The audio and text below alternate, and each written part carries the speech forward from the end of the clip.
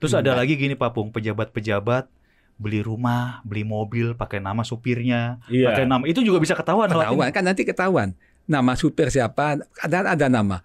100 nama kok aneh nih. Tinggal di gang, rumahnya 10 di Menteng. Ini kan bisa kita cek. Itu orang pajak terakhir kayak gitu Pak Pung. Ya enggak, kan, nanti kan ketahuan. Yang baru ketahuan. Iya, ketahuan kan nanti. Ya. Nah, nanti kita melihat, waduh, kok ini siapa? Wah, ini si A, si B. Iya. Tapi kita jangan masuk ke kasus kan banyak. Benar. Nah, sistem aja. Nah, ini. Nanti kan ketahuan 100 orang ini kita sekarang tinggalnya di gang 7 nomor 10. Rumahnya di Menteng. Iya. Menteng kok tinggal di gang apa ini? Iya. Mobilnya juga gitu. Masuk pun nggak bisa, tapi punya mobil. 10 lagi. 10 lagi. Nah, makanya cara mengisinya SPT itu sebetulnya mudah. Yang mau diisi ini yang susah.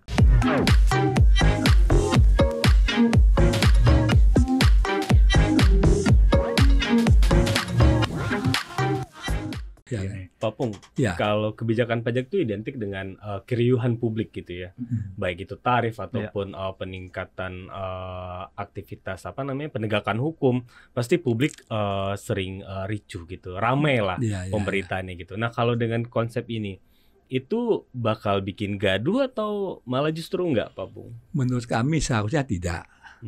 Kenapa? Karena mereka telah mengadakan amnesti 2 kali. Kan udah pengakuan dosa. Oh iya betul. Harusnya enggak ya Pak Pung? Iya, pengakuan dosa kan itu kan? Iya betul. Pak Pung, saya mau nanya potensi pajak kita. Tadi kan sebelumnya kita udah ngobrol sebenarnya potensi pajak kita yang kalau benar-benar kita tadi menerapkan sistem itu bisa berapa sih Pak Pung?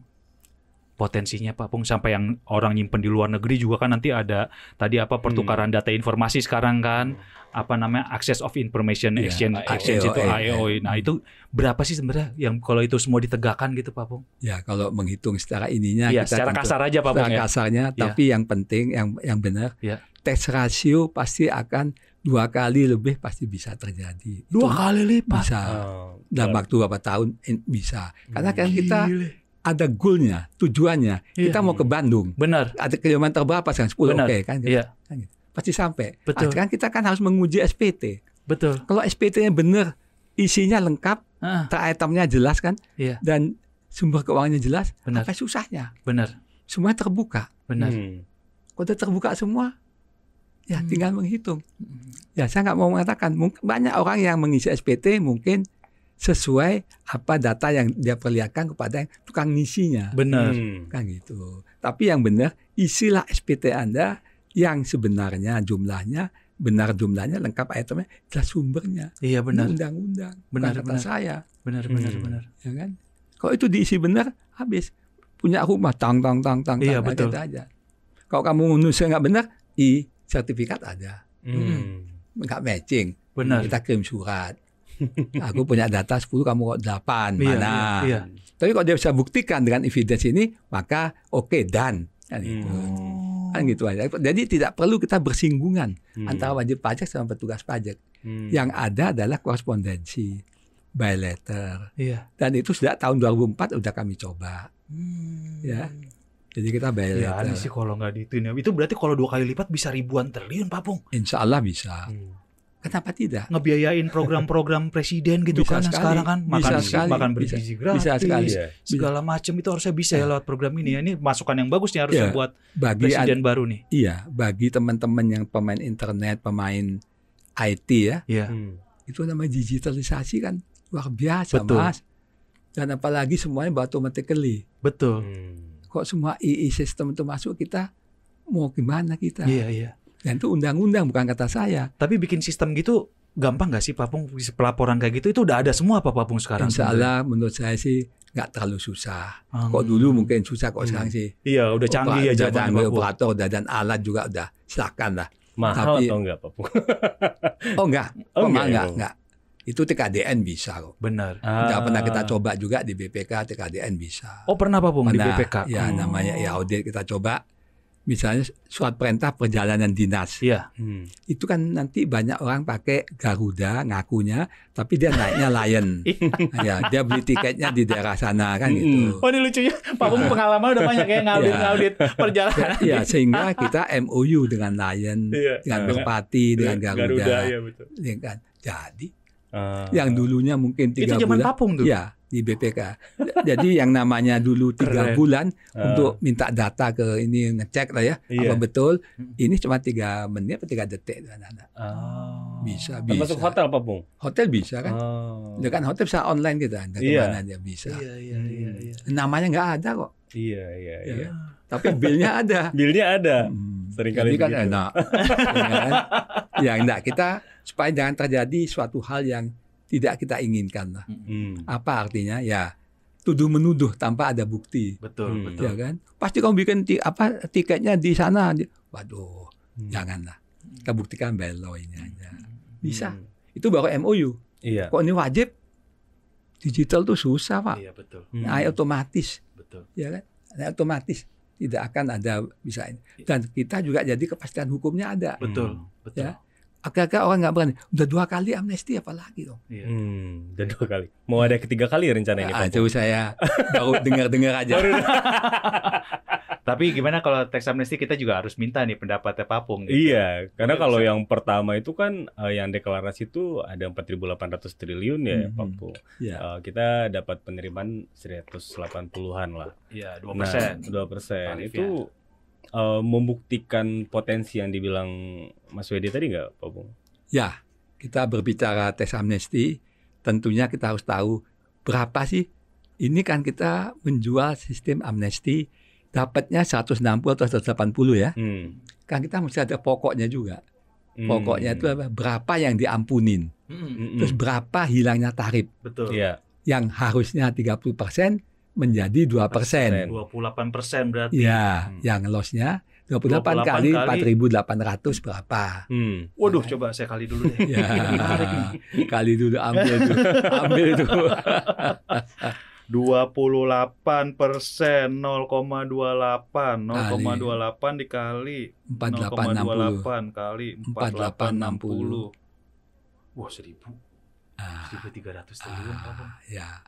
Jadi kita itu ini harus dipertanggungjawabkan. Kenapa sekarang kita tidak naik? Kan harusnya ada pertanggungjawaban.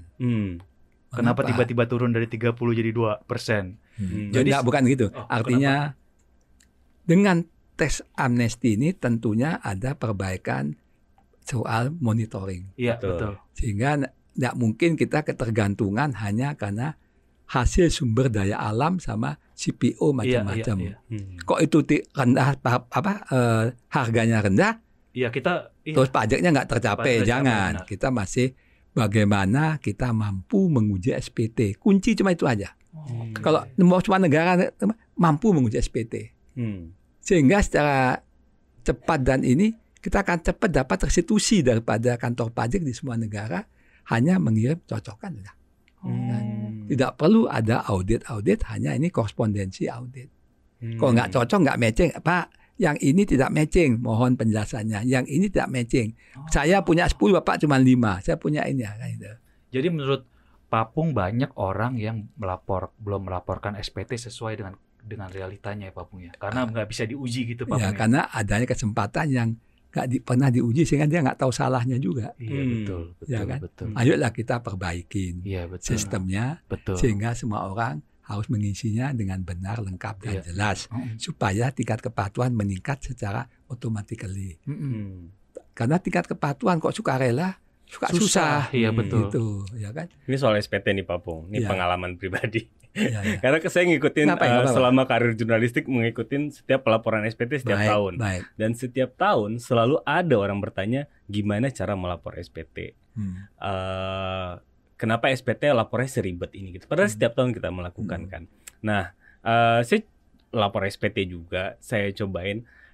Memang cukup rumit pelaporan SPT itu Papung. Halamannya terlalu banyak, bahasanya sulit walaupun udah ada panduannya, tapi masih ada orang yang tidak bisa, nggak ngerti gitu, atau hasilnya ternyata kok jadi aneh, harusnya sudah pas jadi malah kurang bayar atau lebih bayar gitu. Sementara kalau kita lihat di negara lain SPT-nya ringkas 1 halaman, kayak di Australia atau di US gitu 1 halaman cukup gitu, dan nggak memusingkan gitu. Saya pernah lihat juga gitu. Nah, gimana Pak Pung? Ngasih solusinya? Banyak orang mengeluh seperti itu, susah mengisinya, ini mengisinya. Setelah saya pelajarin, bukan susah mengisinya, yang mana mau dimasukkan. Nah, itu yang agak berat di situ. Dia punya harta 10, yang mana gue masukin. Itu aja yang sudah. Kalau ngisinya sih gampang sebetulnya. Cuman dia mikir, mobilku ada 10, masa gue masukin semua? Enggak lah. Nah, di situ lah, tang mikir. Istri 2 lagi. Kan? Gimana nih ngelaporinnya nih? Tanggungannya gimana nih? Jadi, sederhana, hanya yang mana mesti gue laporin supaya nggak ada tambahan pembayaran pajak atau macam-macam. Betul. Nah, itu carilah nanti konsultan tuh. Udah yang ini pasti orang pajak nggak tahu. Jadi ada sisi ketakutan juga pas ngisi SPT gitu. Iya, karena mereka tidak mau ketahuan. Betul. Kadang-kadang dia punya harta 10 tapi sumber keuangannya nggak jelas. Ya kan? Di bank hanya ada 7. Yang 3-nya dari mana Anda ini? Wah, kok gue masukin repot, nggak usah deh. Di situ nanti timbul susah mengisinya, bukan susah mengisinya. Susah pertanggungjawaban. Memilih mana yang mau diisi kan. Itu aja. Jadi sebenarnya pembuktian terbalik LHKPN itu nggak perlu kalau misalnya pajak itu udah bener ya Pak ya? Udah otomatis tahu sumbernya dari mana. Iya, sertifikat. Iya benar. IMB, PBG sekarang ya. PBG, IUP, ada semuanya. Terus ada lagi gini Pak Pung, pejabat-pejabat beli rumah, beli mobil pakai nama supirnya, pakai nama itu juga bisa ketahuan kan nanti ketahuan. Nama supir siapa, ada nama. 100 nama kok aneh nih. Tinggal di gang, rumahnya 10 di Menteng. Ini kan bisa kita cek. Itu orang pajak terakhir kayak gitu Pak Pung. Ya enggak, nanti kan ketahuan. Yang baru ketahuan. Iya, ketahuan kan nanti. Ya. Nah, nanti kita melihat, waduh, kok ini siapa? Wah, ini si A, si B. Iya. Tapi kita jangan masuk ke kasus kan banyak. Benar. Sistem aja. Ini. Nanti kan ketahuan, 100 orang ini kita tinggalnya di gang 7 nomor 10. Rumahnya di Menteng. Menteng kok tinggal di gang apa ini? Mobilnya juga gitu. Masuk pun nggak bisa, tapi punya mobil. 10 lagi. 10 lagi. Makanya cara mengisinya SPT itu sesuatu yang mudah. Yang mau diisi ini yang susah. Iya benar. Iya, makanya nanti juga data dari misal STNK, BPKB itu juga masuk kan itu. Ke STNK yang BPKB masuk. Tahun 2001 masuk kok. Benar. Termasuk asuransi kita juga masuk semua semuanya. masuk. Kan semua pihak-pihak. Kementerian, lembaga, badan, asosiasi dan Pemda dan pihak-pihak lain yang terkait lengkap. Zakat. Sebenarnya ini salah satu kunci. Jadi orang negara yang pajaknya benar sistemnya, korupsi juga pasti turun ya Pak Pung ya? Otomatis. Makanya kita ini banyakkan akibat, tapi harusnya penyebabnya. Benar. Penyebabnya kita tidak punya monitoring untuk semua aktivitas, baik itu barang, jasa dan uang. Benar. Kan Pak Pung, untuk aktivitas yang powerful tadi, itu apakah cukup dengan kondisi pajak dan bea cukai seperti sekarang atau perlu dipisahkan seperti rencana jadi badan penerimaan negara? Ya. Badan penerimaan negara ataupun apa itu secara implisit sudah ada di undang-undang. Wow. Undang-undang tahun berapa Pak? Tahun 2007. Pasal 35A. Semua kementerian yang wajib menyerahkan data dan informasi ke pajak, yang ketentuannya diatur dengan PP. Menurut PP, peraturan pemerintah. Menurut Undang-Undang 12 tahun 11 tentang pembentukan peraturan perundang-undangan, kalau begini bunyinya, PP tidak boleh subdelegasikan ke PMK atau kepada peraturan menteri. Beda sama yang ketentuannya diatur dengan atau berdasarkan PP, itu boleh disubdelegasikan. Nah, kalau PP nggak boleh subdelegasikan, maka mampukah pajak melaksanakan PP? Tidak mampu. Karena PP ini yang melaksanakan satu tingkat di bawahnya. Tingkat di bawahnya adalah kementerian atau badan. Benar. Nah, sekarang dipaksakan pajak melaksanakan. Akhirnya MOU. Karena MOU jadi itu namanya dapat, bukan wajib lagi. Sehingga datanya manusia ikut campur. Ini jangan dong. Ini punya saudara gua. Benar. Usah. Jangan. Jadi nggak bisa dapat data gelondongan tuh nggak bisa karena cuma MOU. MOU. Iya. Jadi menurut Papung emang harus bentuknya badan dan langsung di bawah presiden gitu. Ya. Oke, supaya dan- lebih kuat posisinya Iya. Papung ya. Di samping itu juga di mana sih perusahaan CNBC Iya. penerimaan dan pengeluaran dipegang satu orang? Benar.